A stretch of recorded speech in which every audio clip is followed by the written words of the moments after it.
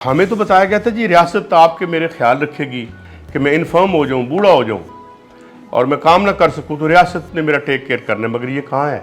जब मैं अपने बच्चे को स्कूल लेके जाता हूं तो वहाँ डेमोक्रेसी है, वहाँ फीस होती है। और ये जितनी जाली लड़ाइयाँ ऊपर टीवी शीवी पे हम करते रहते हैं बैठ के, दो इधर बैठ जाते हैं, दो इधर बैठ जाते हैं, विच असी बह जाने। वो कहता आप बड़े चोर हैं, कहता नहीं तुसी बड़े चोर। इस टाइम की प्रॉब्लम ये है कि इस मुल्क की आबादियाँ जो हैं, और हर मुल्क की आबादियाँ अपनी लीडरशिप की तलाश में है। देखो, जदीद रियासत जो गोरे ने बनाई थी उसमें अदलिया एक इंस्टीट्यूशन है कि अदलिया समेत ये तमाम जो इदारे वगैरह हैं वो उनका एक ख़ास रोल होता है। ये रियासत जो गोरे ने बनाई थी, जो हमें दे के गया, वो एक तबके के मफादात की निगहबानी के लिए थी।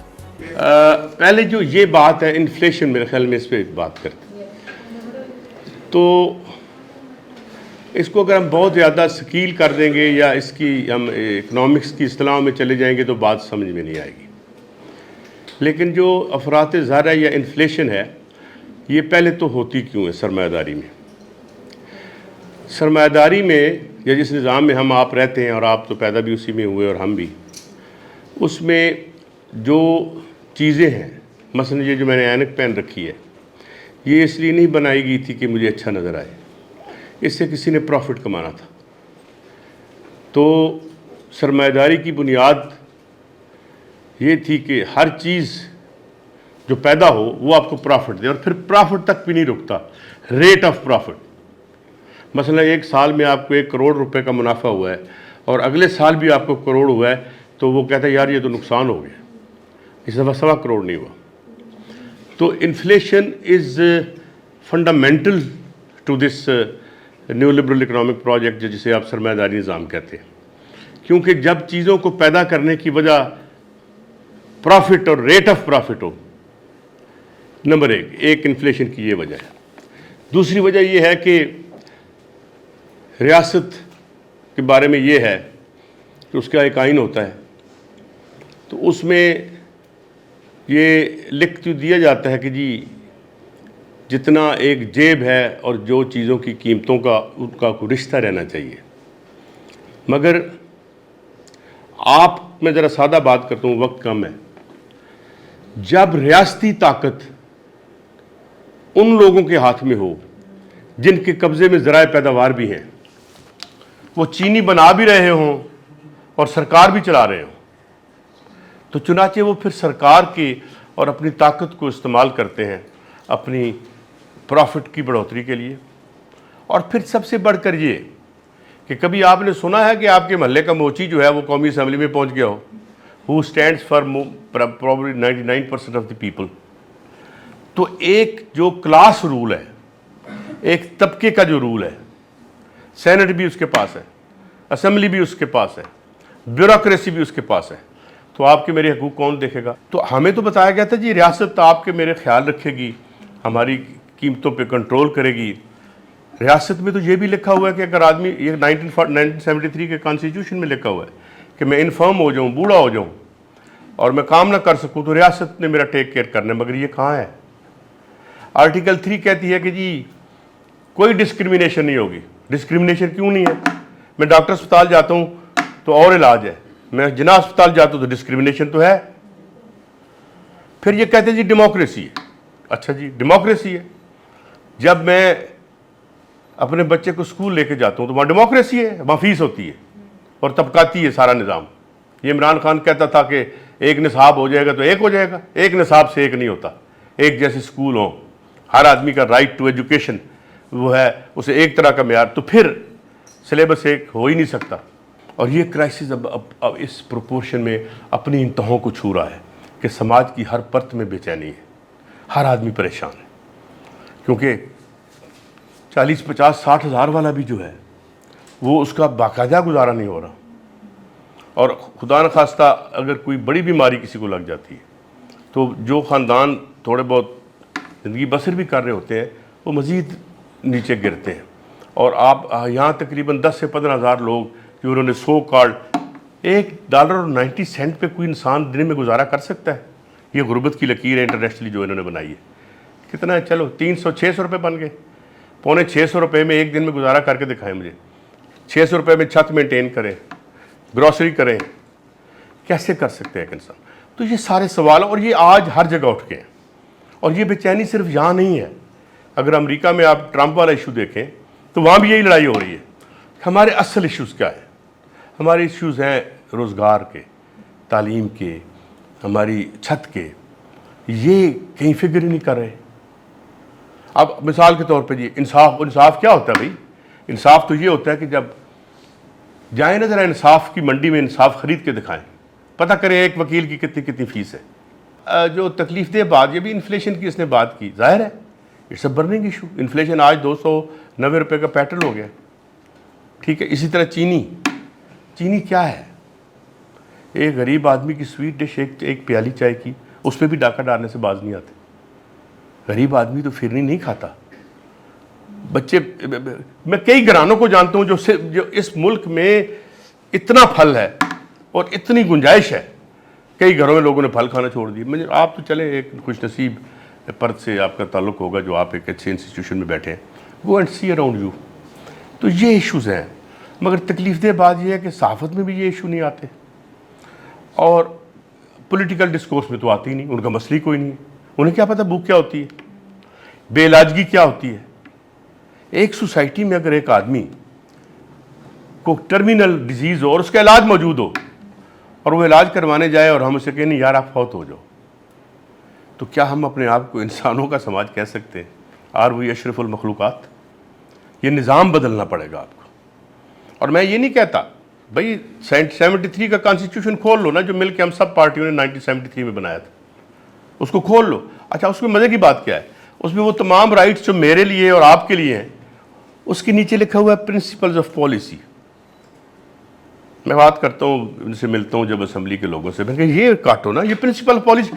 آپ کا جو رائٹ ٹو رول ہے وہ تو آپ کروا لیتے ہیں ہم سے، بھائی یہ آپ کے حکمران ہیں، یہ آج جیسے آپ کے پی ایم ہوں گے، یہ سی ایم ہوں گے. مگر یہ جو ہمارے لکھے ہوئے ہیں کہ یہ ڈسکریمنیشن نہیں ہوگی، یا ریاست کا کام ہے کسی اڈلٹ کو جو اس کے ایجوکیشن دینا، اس کو تعلیم دینا، اس کو نوکری دینا، یہ جھوٹ چل سکتا تھا اور چلتا رہا. اب نہ اس معیشت میں اتنی جان ہے اور نہ ہی لوگوں میں صبر نہ رہ گئے. سو آئی کین سی، جسے رمبل کہتے ہیں، رمبل انڈر دی گراؤنڈ آپ سن سکتے ہیں، وہ دھمک، وقت کی دھمک سن سکتے ہیں کہ پیپل ول کم آؤٹ. اور یہ جتنی جعلی لڑائیاں اوپر ٹی وی پہ ہم کرتے رہتے ہیں بیٹھ کے، دو ادھر بیٹھ جاتے ہیں، دو ادھر بیٹھ جاتے ہیں، وچ اسی بیٹھ جانے. وہ کہتا آپ بڑے چور ہیں، کہتا نہیں تسی بڑے چور ہو. یہ گفتگو پچھلے یہ جو ٹی وی پہ گفتگو ہو رہی کیا ہو رہی ہے؟ یہ ثابت کرنے پہ ہو رہی ہے آپ بڑے چور ہیں، ہم چھوٹے چور ہیں. It will go beyond that. یہ بدل رہا ہے اور یہ بدلے گا، اور اسے یوتھ بدلے گی. 3.5 کروڑ بچہ سکولوں سے باہر بیٹھا ہوا ہے. شرم سے ڈوب کے مرنے کے مقام نہیں ہے وہاں. اس ملک میں 3.5 کروڑ، 5 میں سے 3 مائیں انیمک ہیں، اور 3 مائیں جو انیمک ہیں وہ سٹینٹڈ بچے پیدا کرتی ہیں. وہ بچے جو بیچارے بچپنے سے براہ راست بڑھاپے میں چلے جاتے ہیں، وہ اپنی ماں کی وومب سے زندگی کی جنگ ہارتے ہیں. جو انیمک ماں ہے اس کا بچہ صحت مند کیسے ہو سکتا ہے؟ تو یہ ہے. مگر اب یہ اتنے بڑے پرپورشن پہ ہو گیا ہے کہ میرے خیال میں اب لوگ will not take it any more. اور سے ساری جعلی لڑائیاں جو میڈیا اور دائمیں ہو رہی ہیں یہ اب نہیں کریں گی، کیونکہ جو طبقہ ہے، جو اس ملک کے ریل لوگ ہیں، جو اصل لوگ ہیں، جو سماج چلاتے ہیں. مثال میں آپ کو دیتا ہوں، یہ بجلی جل رہی ہے جہاں پہ، یہ کوئی ایم این اے بھیج رہا ہے، صافی بھیج رہا ہے. ایک 50,000 روپے کا ملازم ہے جو واپٹا میں بیٹھا ہے، انڈر نرسڈ، روٹی بھی نہیں پوری ہوتی. کبھی آپ نے دیکھا ہے ارد گرد کے یہ جو لوگ ہوتے ہیں ہمارے کام کرنے والے جو مزدور، ان کو دیکھیں، ان کی صحتیں دیکھیں آپ نے، ان کے چہرے دیکھیں آپ نے. یہ ہے. تو میرے خیال میں انہیں خود تاریخ کے میدان میں اتر کے اپنے رائٹس لینے پڑیں گے، اور مجھے لگتا ہے کہ اس عہد کے آغاز میں ہم. سر سیکولرزم اور لبرلزم کے اب کے بارے میں کیا خیال ہے؟ ہمارا کانسٹیٹیوشن بھی اسلامک ہے اور اس میں باقی کے جو منورٹی رائٹس ہیں اس کے حوالے سے بھی ایشوز آتے ہیں. تو ان لائک ہمارے پاس انڈیا ہے تو کافی زیادہ فریڈم اور لبرلزم بھی ہے، پاکستان میں نہیں ہے. دیکھو یار، لبرلزم کی جو اصطلاح ہے یہ اب اور معنوں میں استعمال ہوتی ہے. سیکولر کا جو اصطلاح تھی اس کو انڈیا نے استعمال کیا، نہرو نے استعمال کیا. اس نے کئی اس طرح ہیں، اس نے نیروین سوشلزم بھی استعمال کیا. سیکولرزم کا مطلب مذہب سے لڑائی نہیں ہے یا مذہب سے ٹکراؤ نہیں ہے. سیکولر مثال کے طور پہ اکنامکس ایک سائنس ہے، وہ سیکولر ہے. مثال کے طور پر فزکس ہے، وہ سیکولر ہے. اب لبرلزم کا جو آج اصطلاح ہے نا، جیسے نیو لبرلزم کہتے ہو، یہ سرمایہ دارانہ معیشت کے لیے استعمال ہوتا ہے. اب لبرلزم کا اچھا دیکھو نا، یہ بڑے عجیب لوگ ہیں، یہ بڑی بھیانک چیزوں کے بڑے خوبصورت نام رکھتے ہیں. اب لبرل ڈیموکریسی کا کیا مطلب ہے کہ جناب منافع کی شرح پہ کوئی حد نہیں ہے، جائیداد جتنی مرضی لے لو، پیسے آ گئے ہیں تو گلوب کی رجسٹری کرا لو. This is called liberalism. This is not liberalism, this is loot and this is plunder. یہ اللہ تعالیٰ جو ہے، یہ جو آکسیجن میں آپ سانس لیتے ہیں، اللہ تعالیٰ کسی کو ایجنسی کیوں نہیں دیتے تک جاؤ سلنڈر بنا کے بیچو؟ یہ دھوپ ہر آدمی کے لیے نہیں ہوتی. تو بیسیکلی یہ جو لالچ پر مبنی نظام ہے، جس میں ذرائع پیداوار، اور جس طرح ایک بڑی مشہور سینگ ہے کہ سب سے بڑا پہلا ایکسپلائٹر وہ تھا جس نے لکیر لگا کے کہا تھا یہ میرا ہے. یہ جو نجی ملکیت کا انبرائڈلڈ تصور ہے، یہ اس گلوب کی ابھی کل ہوائی میں آگ لگی، پتہ آپ کو 100 سے زیادہ بندے مر گئے، ایک جزیرہ اڑ گیا. کیوں؟ اس انوائرمنٹ کی وجہ سے. اور انوائرمنٹ کیوں اس طرح پہنچی ہے؟ یہ اپنے پروفٹس کے لیے انوائرمنٹ فرینڈلی فیکٹریاں نہیں لگاتے. اس وقت دنیا میں سب سے بڑی پولوشن کون پیدا کرتا ہے؟ امریکہ، دوسری چائنا پیدا کرتا ہے، ہم تو نہیں پیدا کرتے. تو بیسیکلی جو میں نے پہلے بات شروع کی تھی کہ یار ہر چیز پرافٹ کے لیے، شادی بھی پرافٹ کے لیے کریں، پھر ماں باپ بھی پرافٹ کے لیے ہوگا.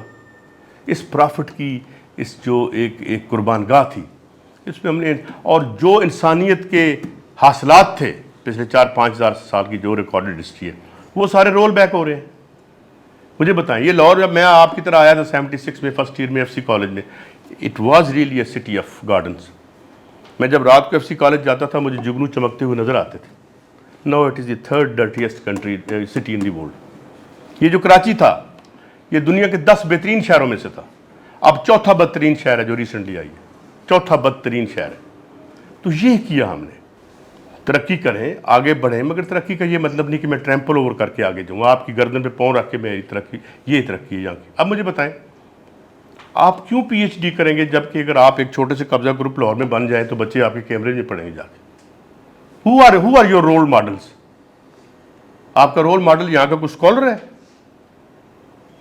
رول ماڈل کیا؟ یہ جو ڈرامے دیکھتے ہیں، ایک بہت سی کوٹھی ہے، 5-6 پلش گاڑیاں وہاں پہ کھڑی ہیں، یہ کس دنیا کی باتیں ہیں؟ ہماری دنیا کی باتیں. تو کہتے ہیں نا ruling culture is culture of the ruling class. تو ہمیں اپنا کلچر بھی بازیاب کرانا ہے، اور یہ تمام ایشوز جو ہیں جہاں جہاں ہم ہیں وہاں آواز کے ذریعے کسی ذریعے ہمیں ان کو ہائی لائٹ کرنا ہے، کیونکہ یہی ریئل ایشو ہے اور کوئی ریئل ایشو نہیں ہے.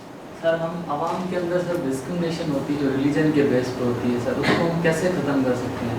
سر ایک چھوٹا سا ایگزامپل میں آپ کو دے دوں کہ سر میں ریسنٹلی ابھی سر 5 دن پہلے میں حیدرآباد سے جب عمر کو لاہور آ رہا تھا ٹرین میں، تو ابھی ہمارے رکشا بندھن ہے تو بہن نے راکھی باندھی تھی، تو میرے ہاتھ میں راکھی باندھی ہوئی تھی. تو 3-4 لوگ مجھے ایسے دیکھنے لگے، انہوں نے کہا آپ انڈین ہیں یہ وہ. تو سر ہم اس ڈسکرمنیشن کو عوام کے اندر سے کیسے ختم کر سکتے ہیں؟ ہم تو اسٹیٹ کی عوام کے اندر دیکھو، میں نے اپنی والدہ مرحومہ سے پوچھا، وہ پری پارٹیشن کی پیدائش تھی، تو میں نے ان سے پوچھا کہ جب یہاں ہندو، اور میں جس قصبے میں پیدا ہوا بہت ہندو تھے وہاں پہ، تو میں نے اپنی والدہ سے پوچھا تو اس نے کہا ہم بڑے پیسفلی رہتے تھے، ہماری رسموں میں وہ بھی آتی تھی، ہم بھی جاتے تھے.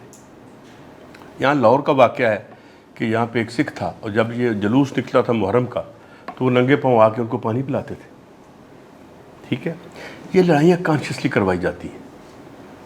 میں امریکہ میں تھا، میرے زیادہ تر دوست ہندو تھے، ابھی میرے کئی دوست ہیں انڈیا میں، میری بات ہوتی ہے ان کے ساتھ. یہ ہمیں کب مذہب سکھاتا ہے کہ ہم ایک دوسرے کے گلے کاٹیں؟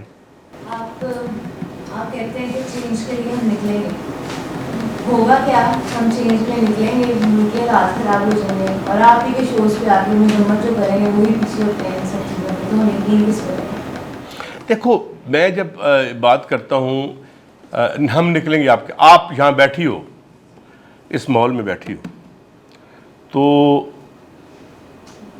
اگر آج ہم حضرت آدم کے دور کا کوئی بندہ باہر لے آئیں، قبر سے اللہ تعالیٰ میں قدرت دے، تو ہم اسے پوچھیں گے کہ یہ وہی دنیا تھی جو تم چھوڑ کے گئے تھے؟ وہ قبر میں پھر چھلانگ لگا دے گا جب یہ جہاز دیکھے گا. جو آپ یہاں بیٹھی ہو in the comfortable environment of this classroom, اس کے پیچھے ایک طویل سٹرگل ہے، ایک لڑائی انسانوں نے کی ہے. ناکام بھی ہوتی ہے، کامیاب بھی ہوتی ہے، مگر سفر بڑھتا رہتا ہے. کبھی وہ لڑائی سلو ہو جاتی ہے، کبھی گر جاتی ہے، کبھی اوپر اٹھتی ہے. تو ہمیں प्लेटफॉर्म पे हमें आवाज़ उठाते रहने चाहिए और होंगी। ये तब्दीलियाँ क्या, फ्रेंच रेवोल्यूशन के बाद कितनी बड़ी तब्दीली आई, हालांकि वो कुछ अरसा रहा। सोवियत रेवोल्यूशन 1989 में ख़त्म हो गया, सारी वेलफेयर स्टेट वेस्ट की जो है वो सोवियत यूनियन ने बनवाई। मुसीबत पे आ गई उन्होंने, ये जिस वेलफेयर स्टेट को आप रोल बैक कर रहे हैं सोवियत यूनियन के निज़ाम के बाद 1989 में, वो क्यों हुई? उनका ये तो सब कुछ ले जाएंगे, मजदूर मेहनत कश ये सब कुछ ले जाएंगे, तो चलो इनको वेलफेयर दे दो, इनको ये दे दो। तो ये चलती रहती है। और हम इस स्ट्रगल को ज़िंदगी में, ज़रूरी नहीं कि आप जो दरख्त लगाएं तो आप ही उसकी छांव में बैठें, मगर कोई तो बैठेगा। तो इस पॉजिटिविटी के साथ हमें अपना रोल प्ले कर, हम इमीडिएटली देखते हैं ये हो जाए, ये कोई भिंडी तोरी तो नहीं मैं बनाऊंगा तो पक जाएगी। ये तारीख़ का अमल है, इसकी अपने डायनामिक्स हैं, मगर तारीख़ आगे बढ़ती रहती है।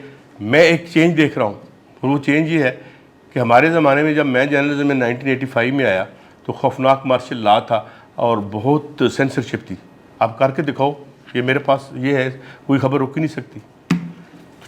और उससे जो अवेयरनेस लोगों में आ रही है, अपनी ओपिनियंस लोग फॉर्म कर रहे हैं, तो वो उसका एक कोई ना कोई आगे रास्ता बनता। सो I am N optimist, I believe कि इस अहद का भी एक फ़ायदा हुआ है।